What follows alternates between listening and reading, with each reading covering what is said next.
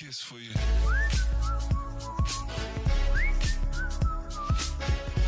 PSA here from anyone that doesn't really follow Roblox news. A very large paper came out from the Hindenburg Research Association that really talks about Roblox and talks about a lot of things that we kind of already knew relating to their pedophilia issues, as well as just generally seeming that they lied to the SEC and others about their financial situation, about their player numbers, about how much money they're raising and the use cases and what they can and can't track and all that.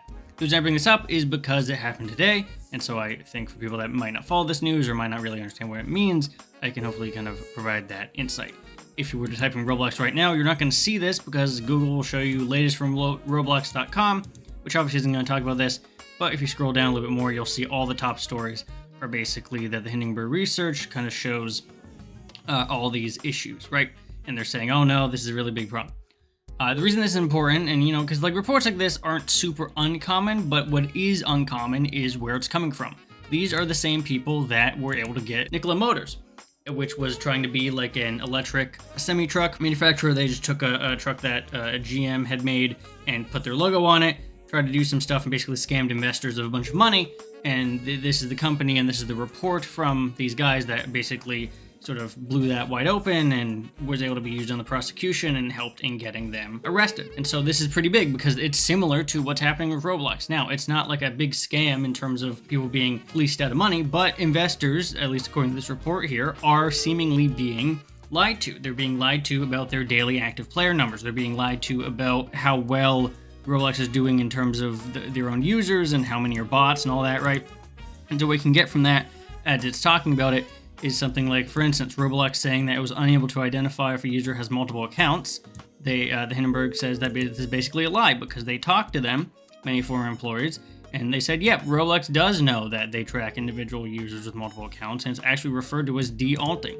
And so they know about this, and they've said multiple times they even have a term for it, but they told the SEC they have no ability to check for multiple accounts. Now, this was important because it related to their numbers. What they're being accused of is they are saying that the amount of people that use Roblox on a daily basis here, because when you disclose something like how many daily active users you have to investors, you want those to be as accurate as possible. And so they're saying here that basically isn't the case, and that their daily active users are not being based on individual unique users. They're being based on theoretically anyway, the fact that a bunch of users have alt accounts and stuff that Roblox said we can't track.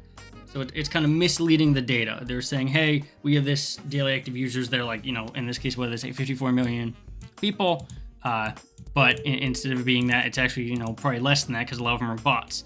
And when questioned on that, Roblox says, we have no way to identify. And then, Hindenburg here is saying with former employees also talking about it, that they have a process for that. It's called de-alting, where they do know what has multiple accounts. And they basically just lied saying they didn't, right? So it talks about that. It also talks about other bot situations, two of the most popular games, right? Adopt Me, which was very popular. My sister played that a while.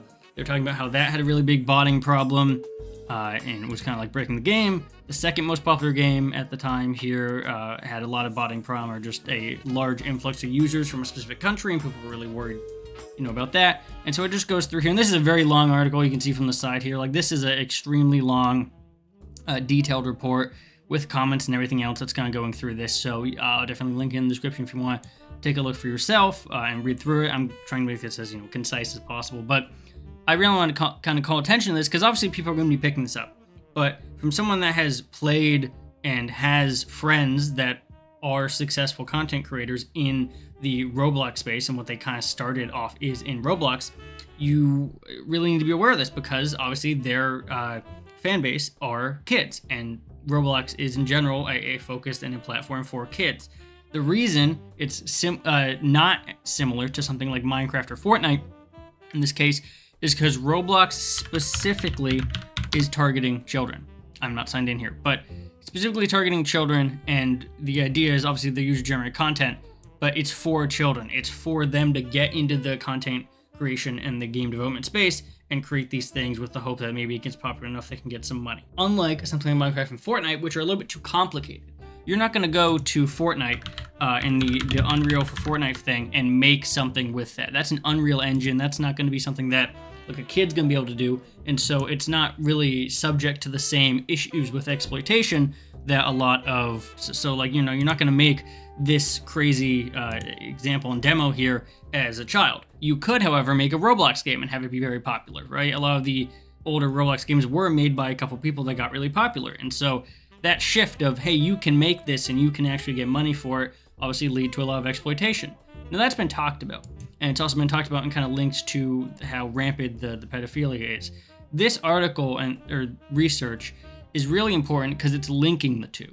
It's saying they don't have good safety metrics for the pedophilia stuff, but they're also lying to investors. Because as bad as the pedophilia stuff is, a lot of people talk about it, it's not something that's going to go to court. It's not something that necessarily they have a ton of action over.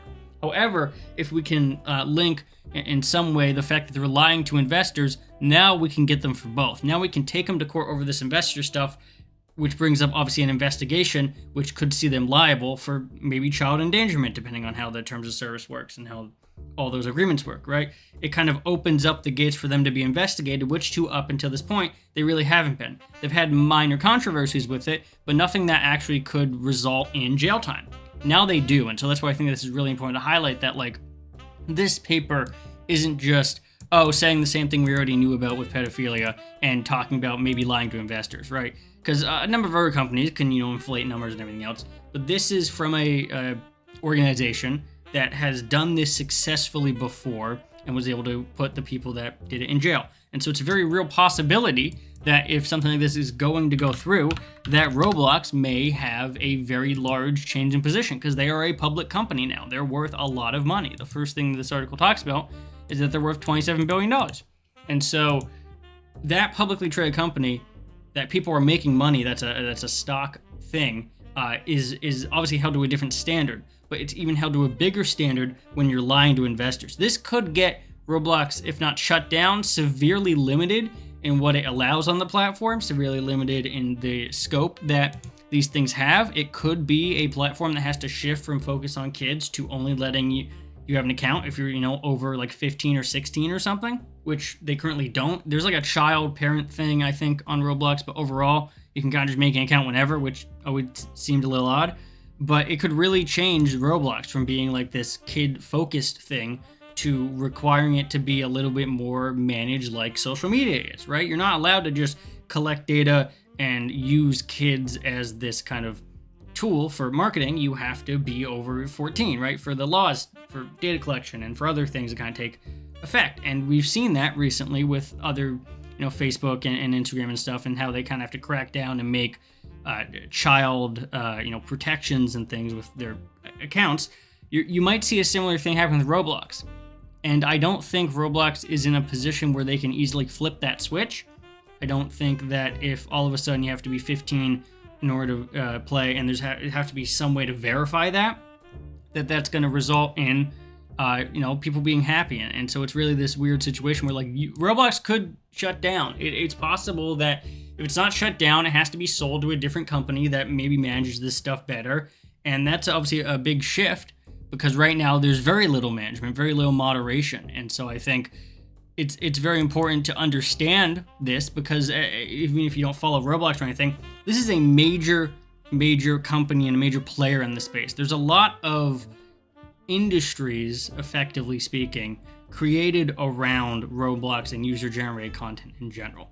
I'm not going to go into the whole thing about that and that ecosystem, but just know it's a lot larger and a lot more destructive than I think a lot of people really understand. Because you may think, oh, it's just Roblox. You're just, generating a bunch of content that, kids play and stuff. But it really is this becoming an industry where it's not just, like a kid isn't making Adopt Me. It's these teams of people and these pseudo companies of people that are making these things. And so you go to Roblox and you see all this stuff and all the money it's making. There is an industry of companies and of developers that are focused on Roblox because they see the money and they see the revenue in it. It's a platform, right? And it's a very big platform, and it's a very influential platform for a lot of people. Now, obviously, it might not be as influential as we thought it would, because a lot of the research about this is based on numbers. They were saying they're potentially 25 to 42% inflating their numbers. And so, I think, it's this really big thing because I've seen it blown up.